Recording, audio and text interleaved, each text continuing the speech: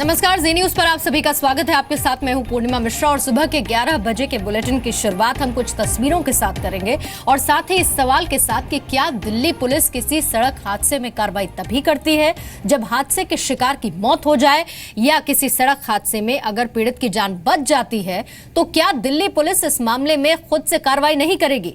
दिल्ली के मधु विहार इलाके में एक हादसा हुआ जिस पर दिल्ली पुलिस की बेतुकी दलील सामने आई है। ये वीडियो जो इस वक्त आप देख रहे हैं ये दिखाता है कि किस तरह से बेलगाम सेंट्रो कार ने एक लड़की को अपनी गाड़ी से उड़ा दिया, लेकिन पुलिस कार चला रहे आरोपियों पर सिर्फ इसलिए कार्रवाई नहीं कर रही क्योंकि इस हादसे में लड़की को ज्यादा चोटें नहीं आई।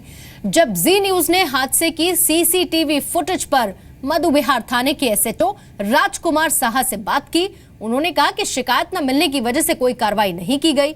सवाल यह है कि अगर सड़क पर इस तरह बेलगाम कार चलाने वाले लोगों पर कार्रवाई नहीं होगी तो फिर रैश ड्राइविंग करने वालों को पुलिस काबू में कैसे करेगी। जी मीडिया संवाददाता राजू राज इस पर और ज्यादा डिटेल्स दे रहे हैं। राजू, बड़ी बेतुकी दलील पुलिस वालों की तरफ से अब क्या कह रही है कि अब जब उनको जानकारी मिल गई है या ये तस्वीरें सामने आई हैं, अब क्या कोई एक्शन करेगी ताकि ट्रैफिक नियम को लोग उनका पालन करें, इस तरह के हादसे ना हो, इस पर कोई गंभीर कदम उठे। पूर्णिमा, सबसे पहले मैं बता दूं कि ये घटना 16 तारीख है। मधु विहार थाने में जोशी कॉलोनी पड़ता है, वहां पर पूनम नाम की एक लड़की है जो ट्यूशन पढ़ के अपने घर जा रही थी, तभी एक सफेद रंग की सेंट्रो कार ने इस बच्ची को टक्कर मारी, जोरदार टक्कर मारी। तस्वीरें आप देख सकते हैं किस तरह से पूनम लगभग 2 मीटर से ज्यादा हवा में उछली, उसके बाद गिर गई।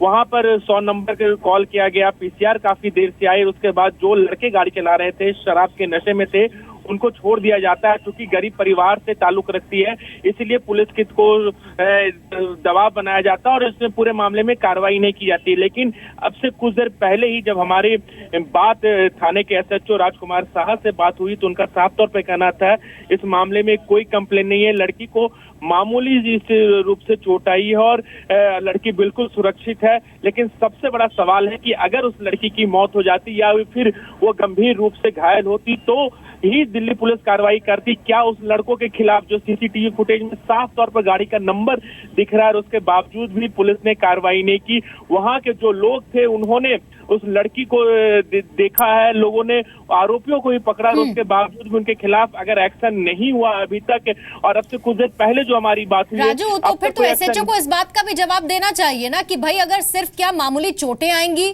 तब आप कार्रवाई नहीं करेंगे, फिर आप जगह जगह शराब पीकर गाड़ी ना चलाएं, रैश ड्राइविंग को रोके, इस तरह की जो आप बातें करते हैं, इस तरह की जो मुहिम आप चलाते हैं, उन सबको भी फिर रोक देना चाहिए।